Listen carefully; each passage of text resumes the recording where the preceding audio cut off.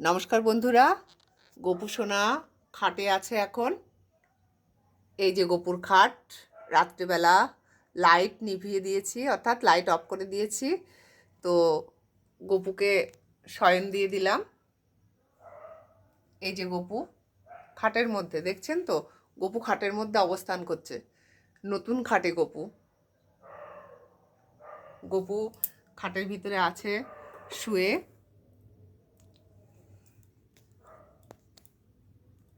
গোপুকে শয়ন দিয়ে দিলাম রাত্রেবেলা, আর কাল সকালে গোপু উঠবে, ওই জন্য লাইটও নিভিয়ে দিয়েছি।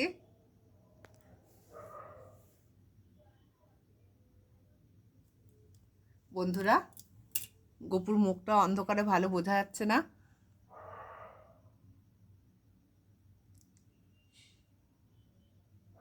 গোপু এখন ঘুমাতে যাচ্ছে।